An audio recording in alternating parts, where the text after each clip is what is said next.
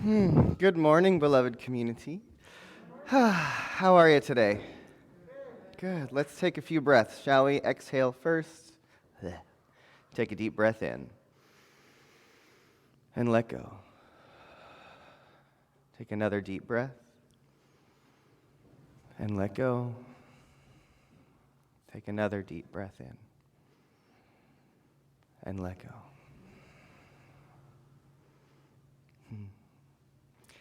And so, good morning. I am your spiritual director, Reverend Elisha Christopher. My pronouns are they, them, and my father's ancestors immigrated to this country from Scotland, and my mother's ancestors immigrated to this country from Austria. And we have been here for multiple generations now. So, you might have noticed that we're introducing ourselves a little bit differently. And this morning, Ron and Marianne read our new land acknowledgement statement that our diversity, equity, and inclusion team has been working on for a little while. And so I want to begin by reading a little piece of that to you again as just a reminder. So our new introductory statement to our land acknowledgement says this: "We here at CSL Santa Cruz are dedicated to cultivating a consciousness of inclusion.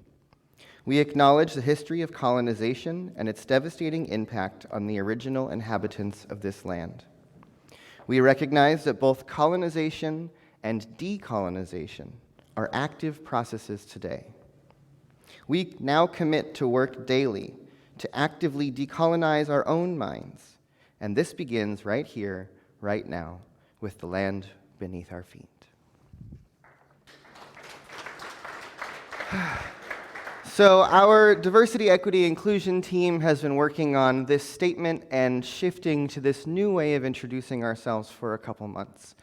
About a month and a half ago, I participated or watched online the removal of the mission bell ceremony at the Santa Cruz mission.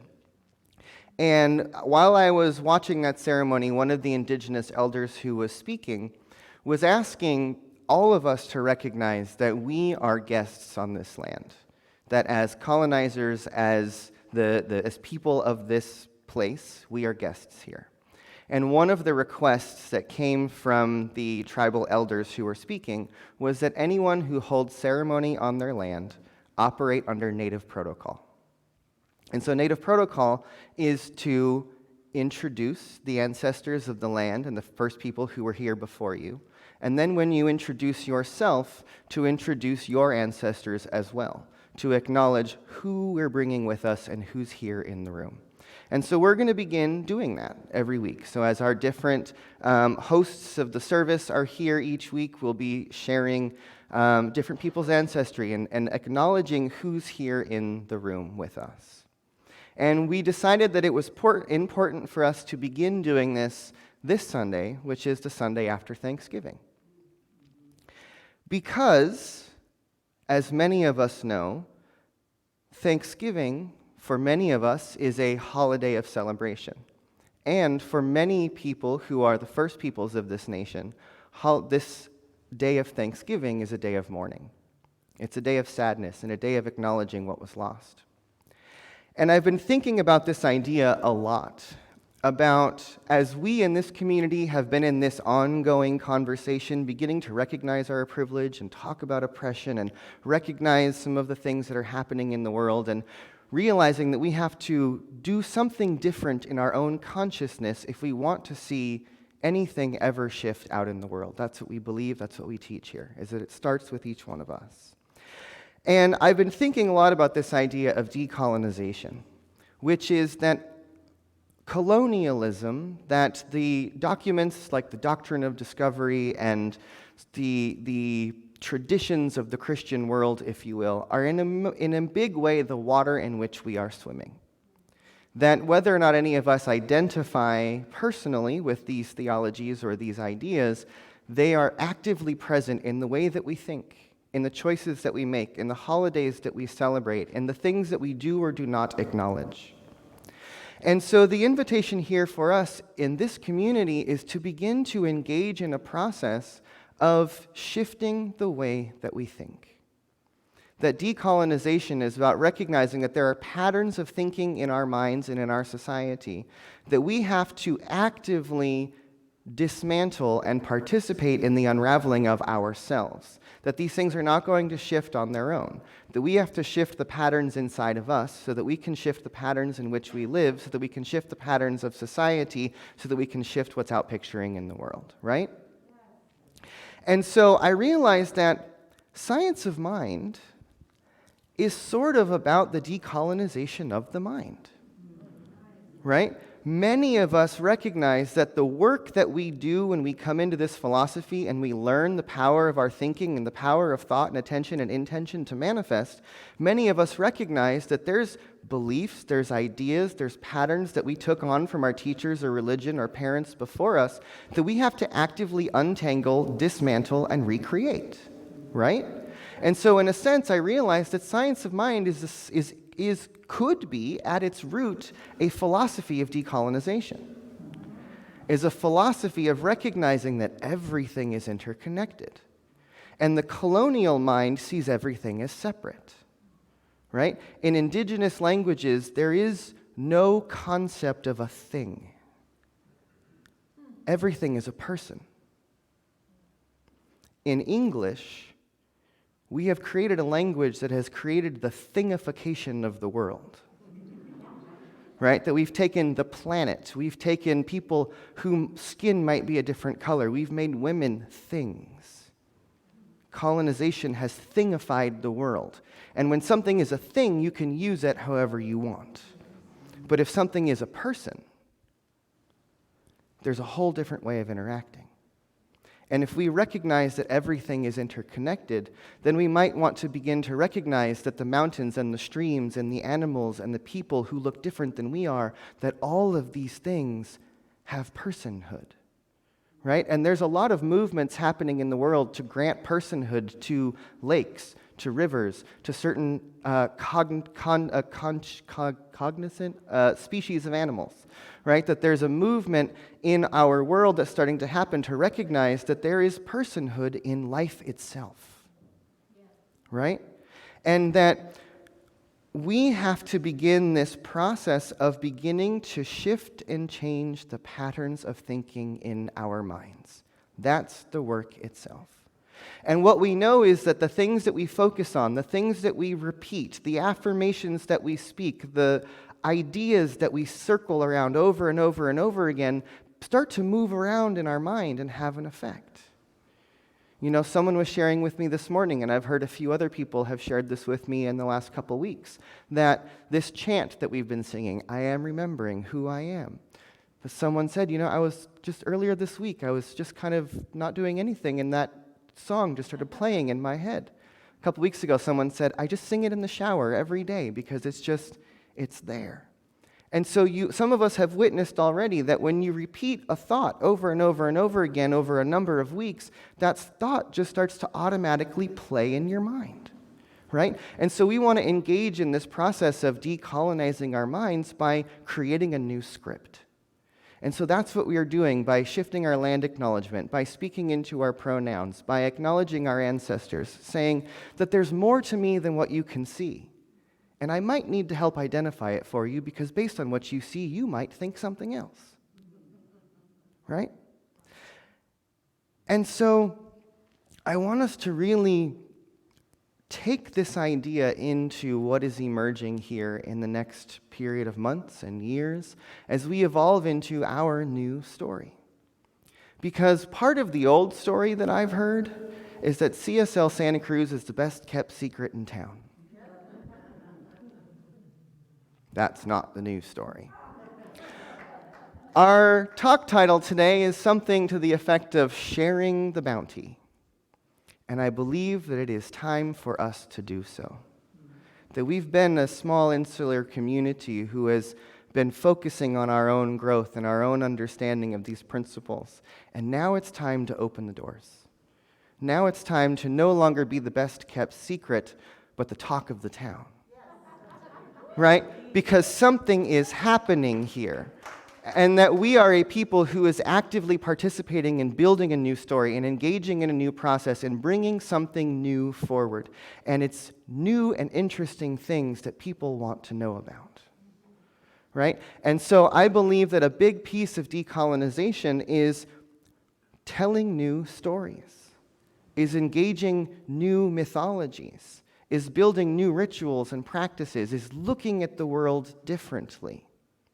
And for me, I am someone who really recognizes the shifting and the turning and the changing of the seasons. And later this month, I'll be telling you a little bit more about our theme unfolding for 2022 and some of the celebrations and conversations we're going to be having. But the whole plan for next year is to lay out a map, a pathway for us to begin our own process of decolonization here on this land and in our own minds and in our community. And I was thinking about this a lot around Thanksgiving and realizing that the more I know, the harder it is to continue to celebrate the traditions I'm used to. And there's a little thing that needs to be figured out here, And it's interesting, when I started talking to the staff and the team here about wanting to have our season of harvest run from October 31st to December 21st, someone said, "Elisha, you have a very strange conception of time." Except for the fact that October 31st to December 21st is the high point of fall to winter solstice. It's a real acknowledgement of time.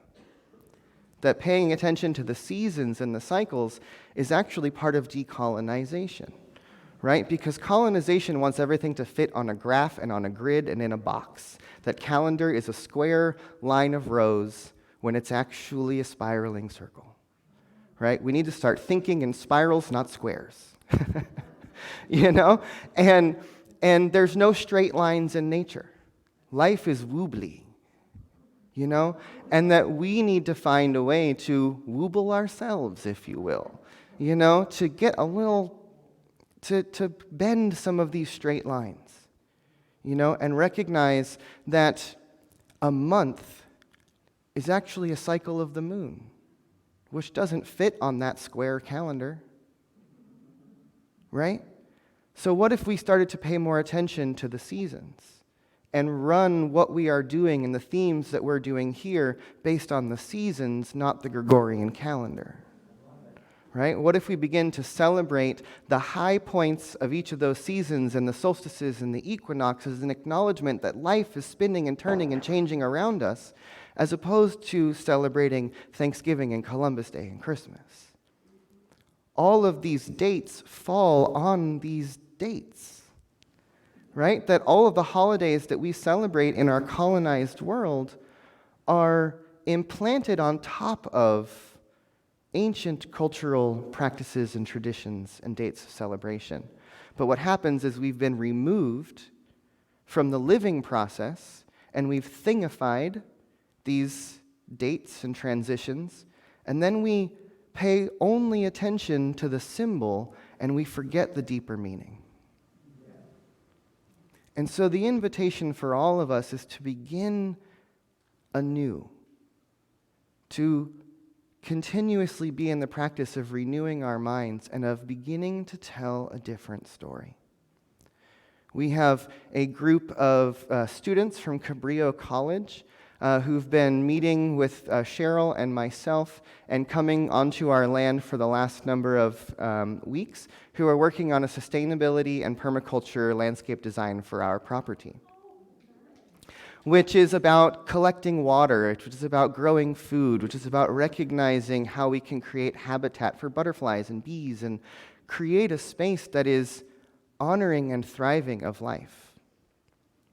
And that's one way that we can begin to decolonize our experience here, is by recognizing that on this very land we can create habitat, we can grow food. We could recognize that in the ground beneath our feet there is powerful resources available to us, and that we could be sharing that with each other and the world around us. And so as we begin to unfold what's happening here on this land, our board of directors has chosen to participate with a group called Association of Faith Communities. And right now we are a backup facility for a rotating homeless shelter in Santa Cruz. And that, and to me, this idea of sharing the bounty means that we look to our values and to our stated purpose, mission, and vision and continuously seek how we can live that out in bigger ways. How do we house people? How do we grow food? How do we become more inclusive? How do we recognize the past and help build a new future? These are all questions that I want us to begin to walk out more and more and more as we engage with each other here in this community. And so there's a couple other things that I wanted to tell you about, which is that we also, in this idea of sharing the bounty, I just want you to know one thing that's happening new here as well, is that every week, I don't know if you've noticed in the introduction, we're announcing 2 practitioners, and yet you're only seeing one on the stage. And so Reverend Tamra did our prayer today, but Sky Leona's sitting in the back of the room in prayer and meditation. And that every week during our service, we're going to have one of our practitioners or ministers just sitting in the back of the room, holding a mental space of love and appreciation and of cultivating these ideas with us and for us. Because we have this blessing of these individuals in our community who have studied this philosophy, who have deepened into their own practice, and that the opportunity for them to hold the space and share that conscious knowing with us, it makes a difference. And so each week you'll see one of our practitioners or ministers on stage, and then there will be one of them sitting in the back of the room praying for you, for us, for our purpose, while we are engaged in this together. Another thing that we're doing this year is that we are participating in an Adopt a Family program. And so you may have noticed a tree in the lobby. Jeannie Sparks is heading this up. Jeannie, where are you? Just raise your hand. She's in the back over there. And this is something that we've done multiple years in a row, is that we are a people who, many of us are very blessed. And this is the opportunity to share and to give back, and knowing that there are people in our community who have a need. And so I want us to continuously participate in the ways that we can to recognize where the needs are, who we can support in uplifting, who we can share our consciousness and the bounty that we have here together with. We're in the midst of our season of harvest, which again is a shifting of ideas. We're changing the terms that we're using, right? Instead of having a pledge drive, we're engaging in the season of harvest. We're using the time and the turning of the seasons as a metaphor as we gather our resources and prepare for next year, right? This is about participating with the flow of life. And the other thing is, this sort of got lost in all the busyness of the transition, but I just found out the other day that our center's anniversary is November, and that we're 57 years of doing this work here in this place.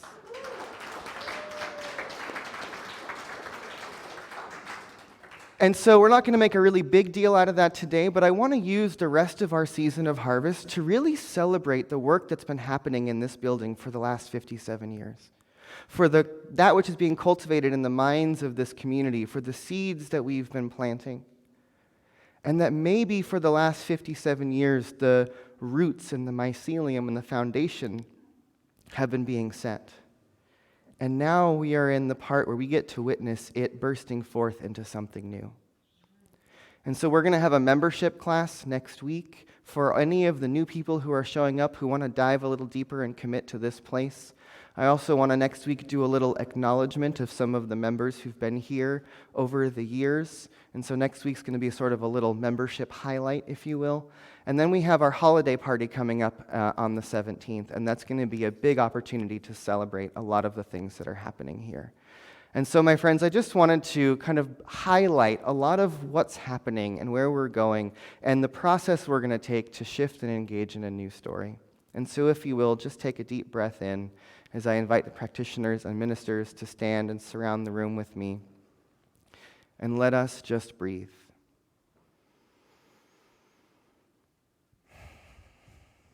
And so as we breathe together,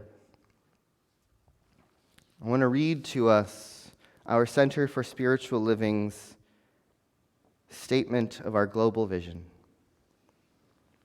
And this is who and what we are, and why we are here, and what we're here for. That here in this place, we see a world that works for everyone, where all life is honored as expressions of the divine, where people live according to spiritual truth, where humanity awakens to spiritual magnificence, where humanity rediscovers personal creative power, where we live as one global family, where kinship with all life prospers, where unity and connection is emphasized, where forgiveness is the norm, where spiritual guidance is valued, and where we are called to conscious social action, where people have enough food, homes, and a sense of belonging, where there is peace, harmony, and justice for all, where resources are valued, cared for, and shared, where communities are meaningfully involved in service to the world, where there is a renewed emphasis on beauty,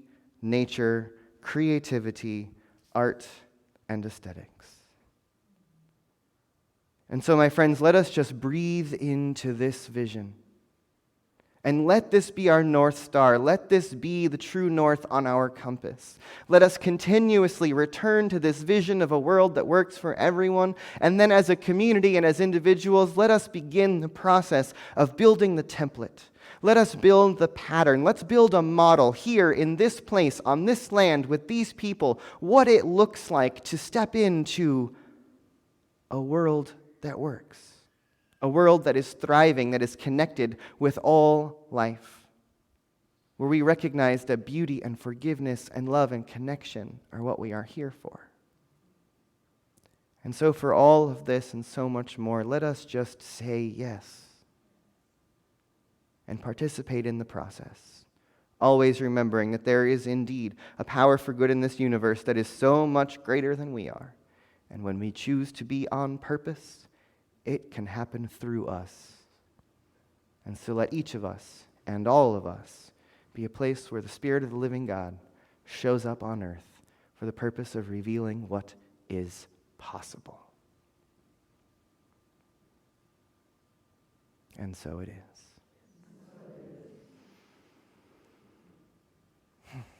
Thank you, my friends.